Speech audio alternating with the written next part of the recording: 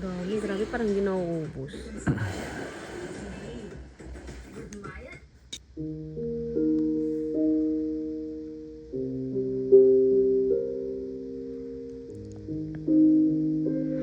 Mary Joy Llagas at ang aming pong taus-pusong pakikiramay sa inyong pamilya. Opo, ano pong nangyari, ma'am? Bale po ma'am, may isang pinsan po na nag-chat po sa akin na yung kinakasama ko daw po ay nabarel. Ngayon po, naparikas po ako ng uwi sa barangay May Bunga po para po alamin ang nangyari. Ang nabutan ko na lang po ma'am ay ang pong litratong hawak niyo po. Ang kwento po dyan ma'am ay napagkamalan daw po siyang magnanakaw ng suspect po. Pero nagpakilala po yung partner ko.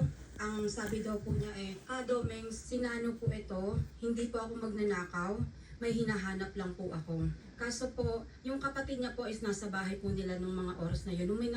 Yung may narinig daw po yung kapatid niya na may nagsisigawan na po, agad po siyang pumunta doon sa looban kung saan po nangyari yung insidente na... Paano nalaman ng asawa ng babae yung dialogue? Ngayon po nakiusap po yung partner ko na sana pag-usapan. Kung meron daw pong kasalanan yung kinakasama ko, pag-usapan na lang po sa barangay.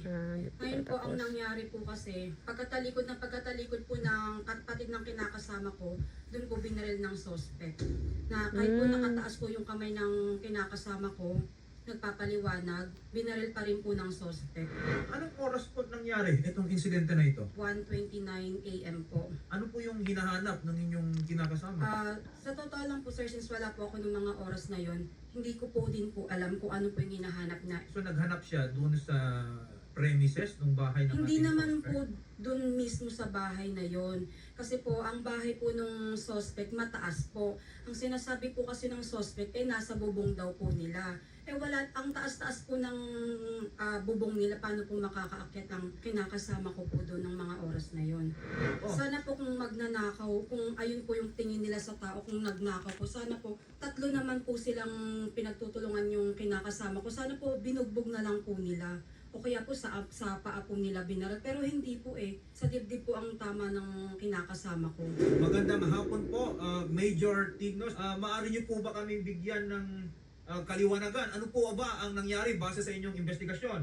Well, base sa aming investigasyon, at ayon na rin po ito sa mga saksi po, no? At ang isa po sa mga saksi po dito ay ang kapatid po ng biktima na si Alan at ang kaibigan niya po na si Ipe. May nakita nga daw itong suspect natin na isang tao doon sa bubong. Pinababa at nung pinababa, nag-usap, nagtalo hanggang sa nabaril nga ng suspect itong ating biktima. So yun po yung account po ng ating mga... Hindi na sa bubunga. Major, binabasa ko po itong police report kasi nakalagay dito and I will read it. A heated argument ensued between them leading to a confrontation in which the suspect suddenly shot the victim in the chest, causing his instantaneous death. Nag-uusap na pala sila. Tapos habang nag-uusap, bumunot na lang ng baril tapos pinutukan. Ganun po ba yung nangyari dyan? Bali, nung pinababa po yung biktima mula doon sa bubong ay allegedly, sabi po ng witness natin ay tinututukan na ito ng baril para bumaba. At nung nakababa nga po, ay nakatutok pa rin yung baril. Then, yun nga, habang nakatutok ay nagtatalo sila. Okay. And habang nagtatalo sila, ayun na, ipinutok na nga niya yung baril. Ganun siguro yung nangyari. Opo, ganun po yung sabi po ng isang witness po natin. Asan na po ba itong suspect natin? Nahuli po ba to? Nag-surrender ba? Yes po, nahuli po siya sa kanyang tirahan. Major, kung May 13 ito, isang araw after ng election, di ba may pinapatupad pa tayong gun ban dyan? Yes sir, meron naman po. Ito po bang suspect natin na isyuan ba ng COMELEC ng exception to possess, carry firearms during the gun ban? Wala po sir, wala po.